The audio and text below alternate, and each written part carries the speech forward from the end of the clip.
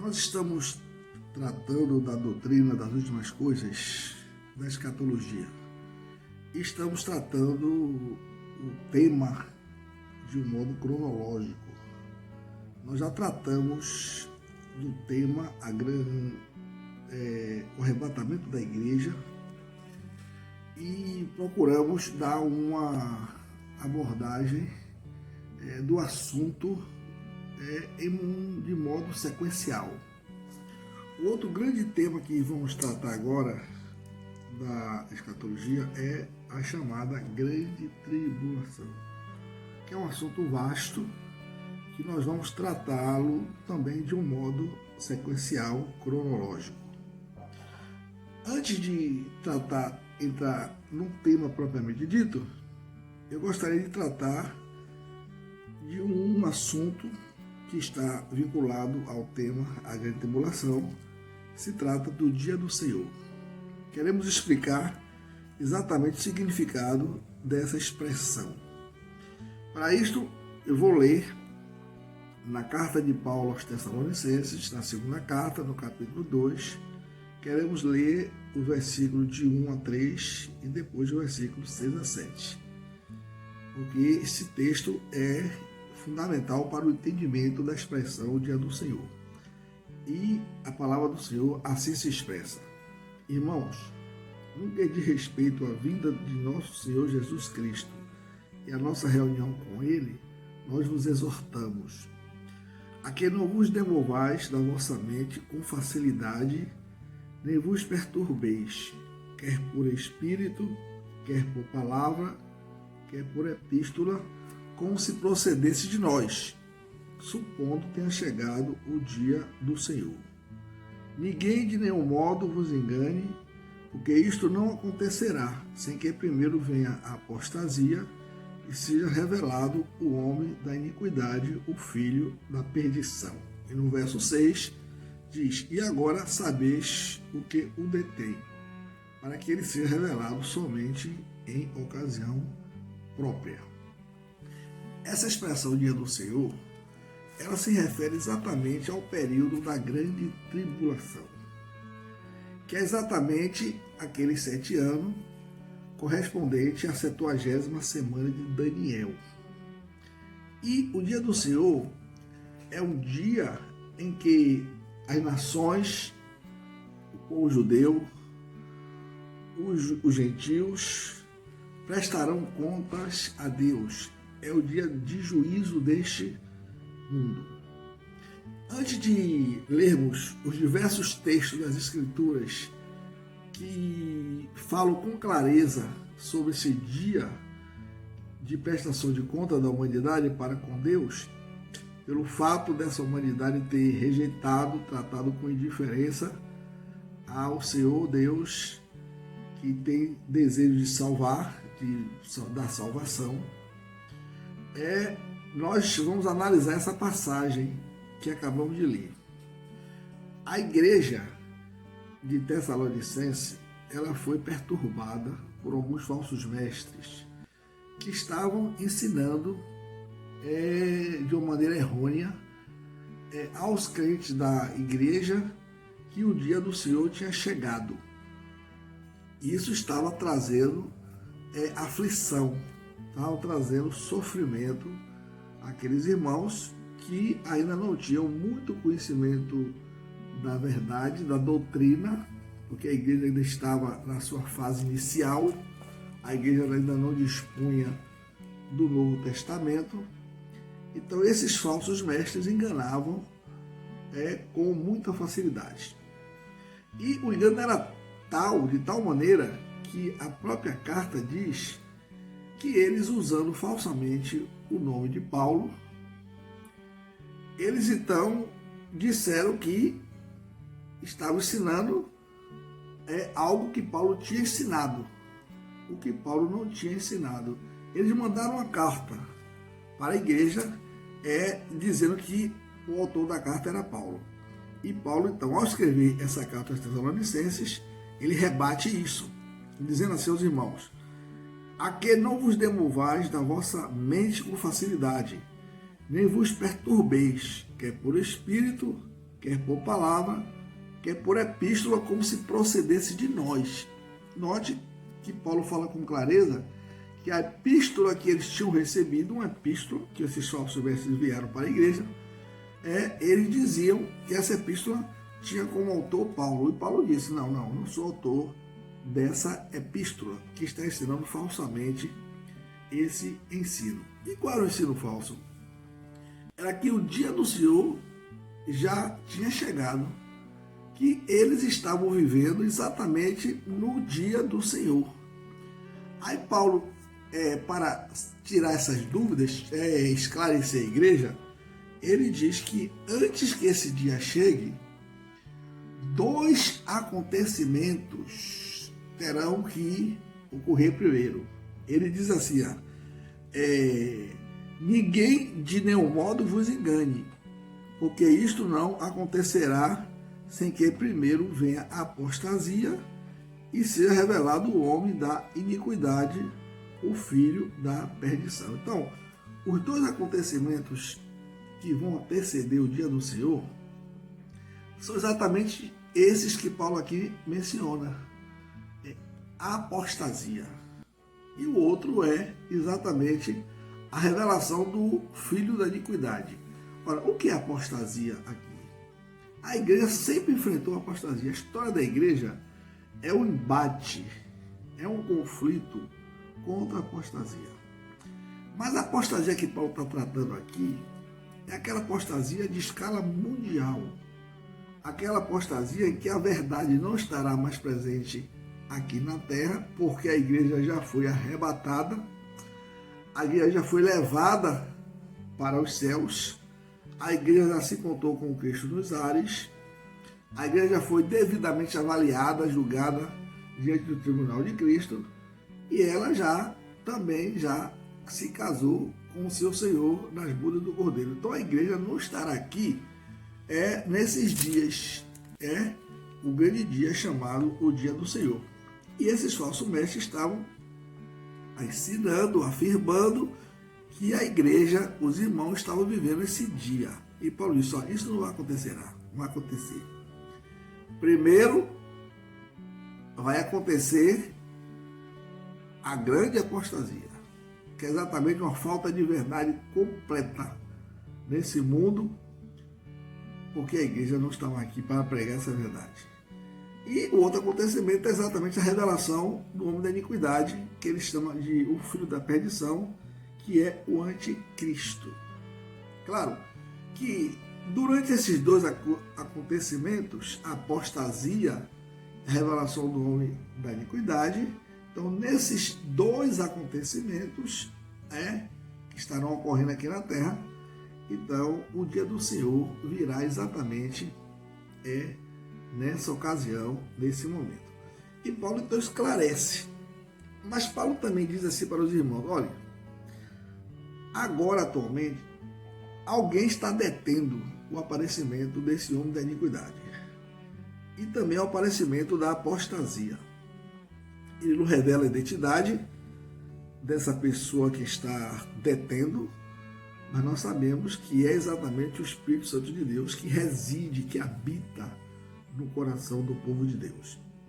Quando o Espírito de Deus for retirado da terra, deixar de ser residente no coração do povo de Deus, então a apostasia vai se estabelecer em escala mundial.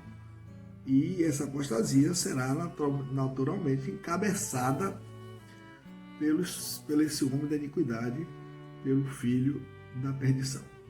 A igreja foi devidamente esclarecida e os irmãos naturalmente ficaram alegres, satisfeitos, porque esse engano foi desfeito. E essa é a mensagem que Paulo transmite para a igreja de Tessalônica, porque estava sendo alvo de engano.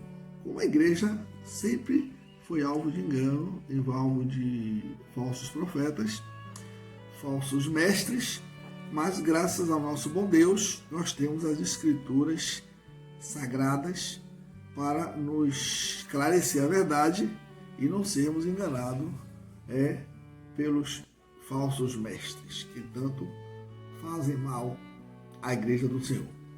Mas o dia do Senhor mesmo, que é o objetivo do nosso estudo preliminar sobre a grande tribulação, ele é importante porque se trata exatamente do período da grande tribulação.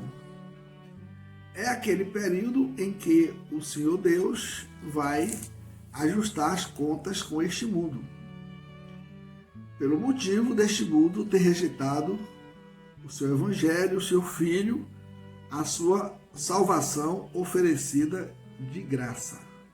E quando nós lemos as Escrituras, nós entendemos, percebemos que esse dia do Senhor, é um dia terrível, é um dia que não será nunca agradável para aqueles que rejeitaram a verdade.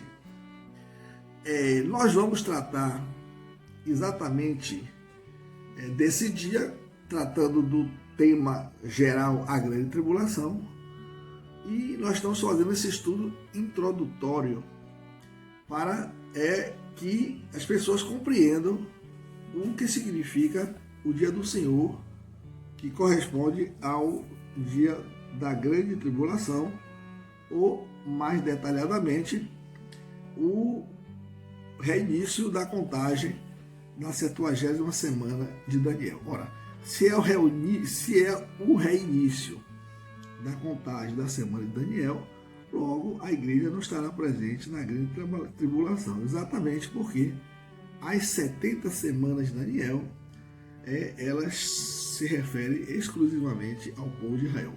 Mas eu quero ler vários textos da Bíblia que descrevem esse dia, para melhor esclarecimento. Em Isaías, capítulo 2, 19, o profeta diz assim: então os homens se meterão nas cavernas das rochas e nos buracos da terra, ante o terror do Senhor e a glória da sua majestade, quando ele se levantar para espantar a terra. A linguagem de Isaías é exatamente essa, que esse dia do Senhor é o dia em que Deus vai espantar essa terra.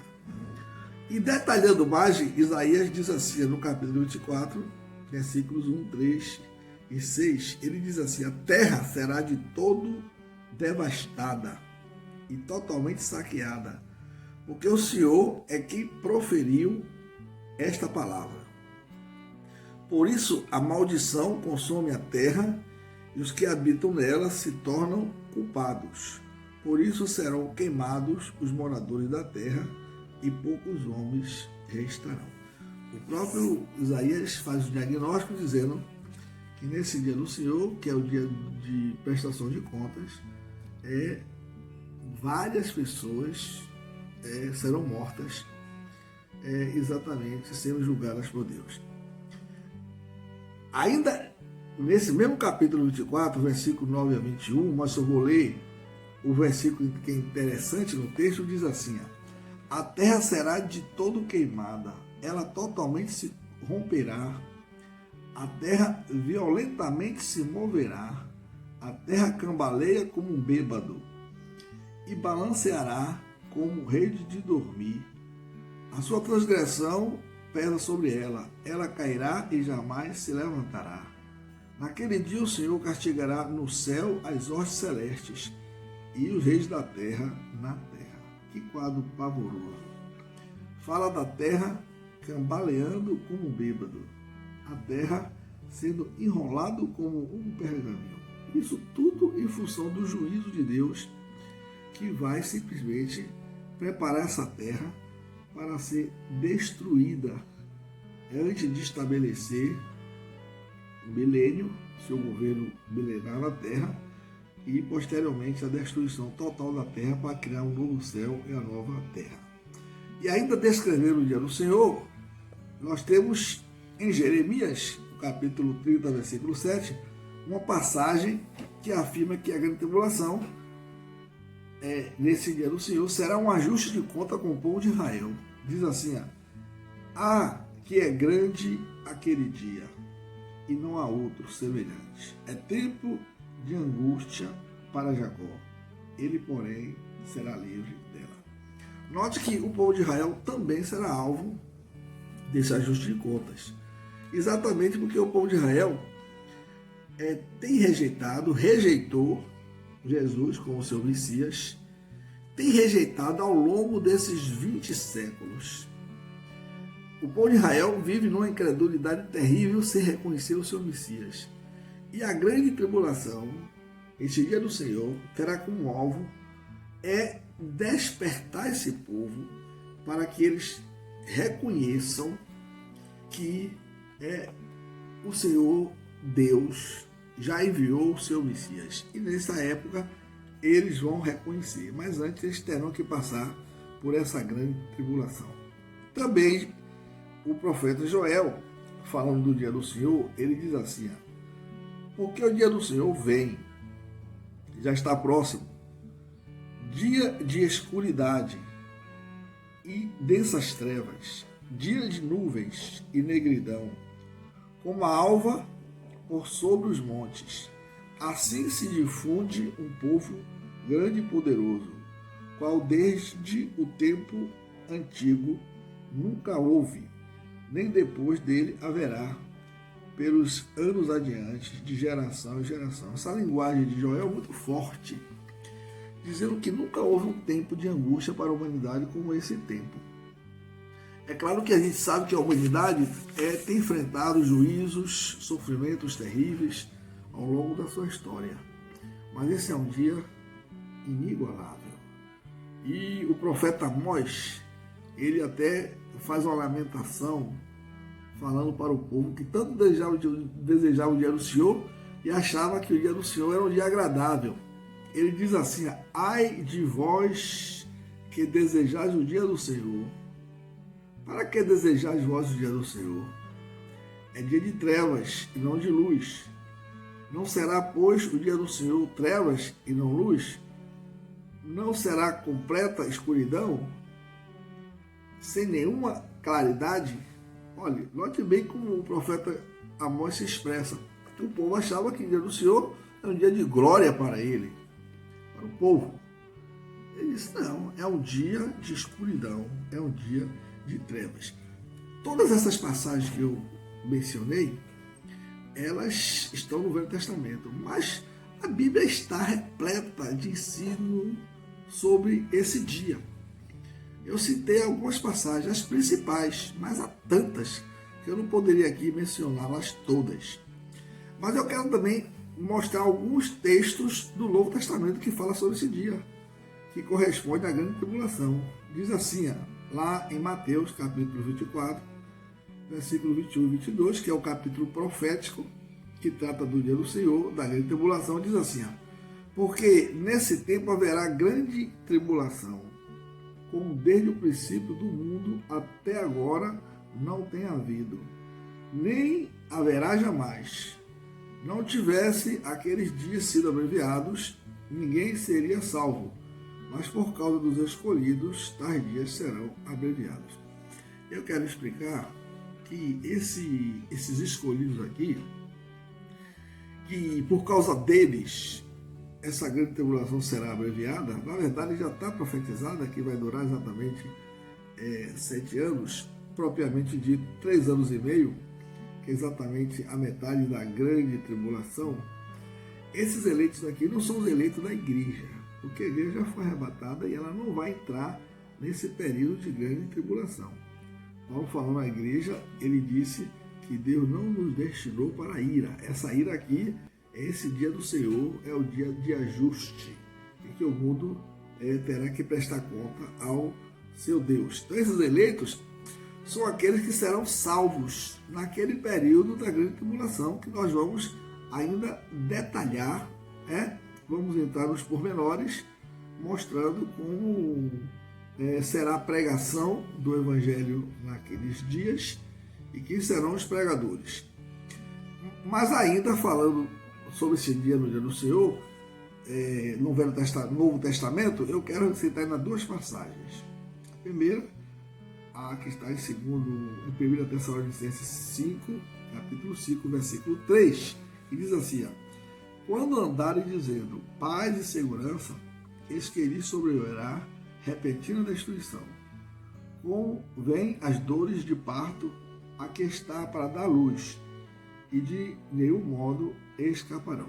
Nós vamos esclarecer esse versículo exatamente, que afirma que antes desse período da grande tribulação, o mundo enfrentará uma falsa paz que o anticristo trará, mas que depois essa falsa paz se converterá em grande aflição.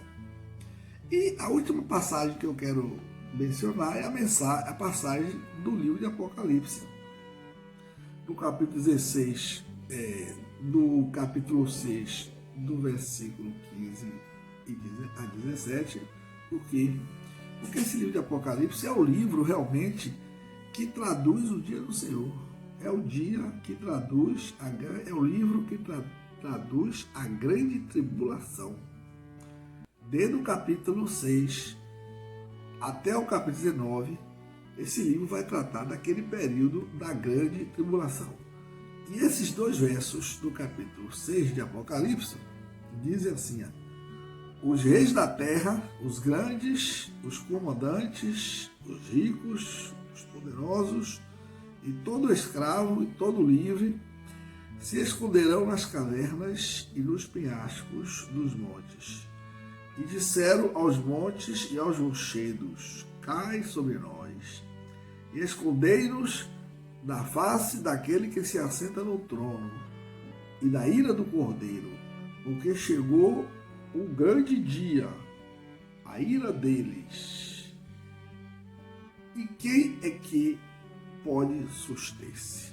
Note que esse contexto, né, essa frase, essa expressão, grande dia da ira deles, que pode suster-se, está exatamente em harmonia com aquelas passagens mencionadas no Velho Testamento sobre o dia do Senhor, que Amós diz: ai de vós que desejais o dia do Senhor.